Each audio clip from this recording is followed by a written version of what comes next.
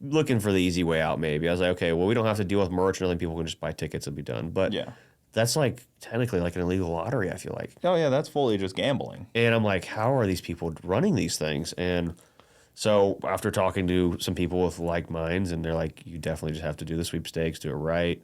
Because in Florida, we have to bond it, you know, with the giveaways. So I don't know what our next giveaway is going to be yet. We've got like a Snap-on toolbox we just bought, loaded full of tools. I want to do like maybe a 1 or 2 week just to keep merch flowing. Because it's like the only way to sell merch nowadays. Yeah. You have to give stuff away because ruined it. Me and Leo have talked a lot about giveaways side by side. Leo, have talked about this a lot because he's done a lot, and I'm like, well, these are serious too. The other flip side is you need to do it when you know you have really good content coming out, and a lot of videos to put out because, you know, if you do it tomorrow and you're like, oh shit, it's actually a slow month of content for me. Because it's not all... Your promotion's not there, You're having to spend advertising money on Facebook. So we learned a lot. Like, for our first giveaway, we definitely came out on top. So I was really happy about that. And it made it all worth it. The guy that won it picked the truck up today. He flew in yesterday, picked him up, hung out, gave him the full tour. They stayed last night and worked on a truck with us. The guy happened to be his brother's semi-truck. Requirements to win the truck, to drive it home. You can win it, but the person who ever drove it away had to have a CDL. Makes sense. So his brother, even luckily... if you don't have anything you're towing or anything, you still have to have a CDL? Because of the weight of the vehicle. You can't just put a toilet in the passenger seat?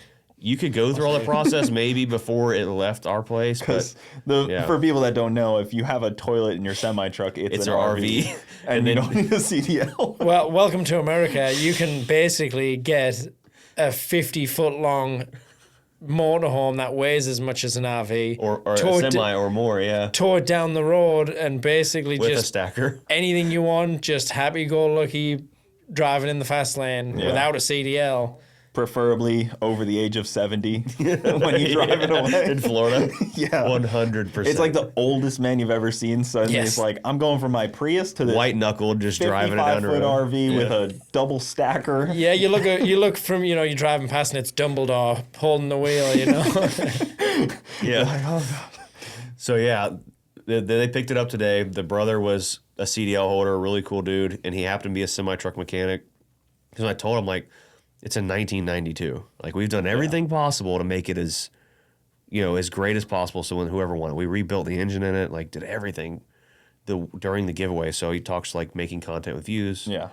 So I'm like, it's still in 1992. So, you have to understand that. You have to understand that. It's cool, but it's old. It was already worn out when Bruce was born, probably. Literally. And we went through and redone everything, put all new tires on it for him and all that. So today when he's leaving, I like had a brand new toolkit I bought at Flying J or something. Like, here's this.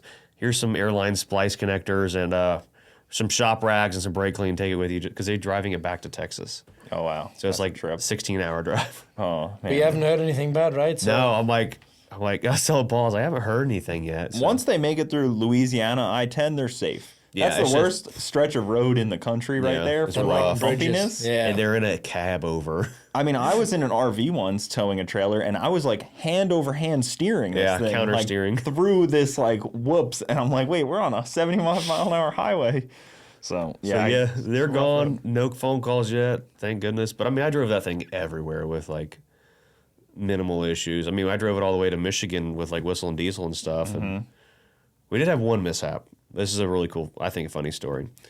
We meet Side by Side Blog at the sand dunes. This is like the first, I like brought those guys together. We're pulling out, got my mega truck on there, Cody's Monster Max, and we like pull out of this parking lot. We just had dinner, and there's like fans outside because Cody's huge. And I like honk the train horns, pulling out. Well, I honk them and they don't shut off. So it's like, whoa. And we're driving around. I'm like, this thing's about to run out of air. I'm like jerking on it, trying to get it to like shut off. And it's air brakes. I'm like pulling over because I know it's about to lock the whole rig down.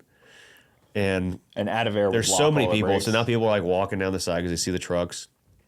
No, can't start it up. It just builds air, and then horns start going off again. So I'm like taking pliers and like busting the dash out of the top of this thing to get there's the valves like up inside, and like rigged it all up so it'd work. And we're broke on the side of the road, just.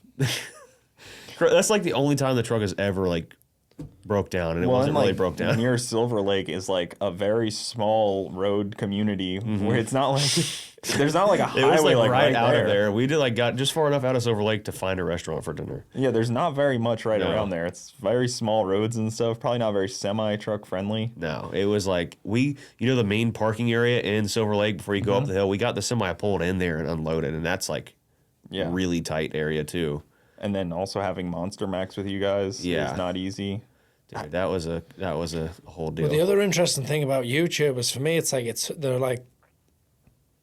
another world. Like I said, I'm a bit old school in the mentality and stuff. And it's like, so wait, a YouTuber, something good can happen and it's good for content. Something bad can happen, it's good for content. It's a win-win. Get pulled over, DOT problems, get the most views, right? It's like anything. It's like, it just makes life easy when a bad thing happens and you make more money from it, you know? Like hauling Monster Max on the trailer, we're like 15 feet. Legal limit without a permit's 13.6. Legal limit with a permit's 14.8, 14.6. You're talking height, right? Yeah. Okay. So like, and in Michigan, like all their bridges, like instead of being like straight across beams like over here in Florida, they're all like curved. So we're like going in between the two lanes every time we would like go down the road. And it was just super sketch.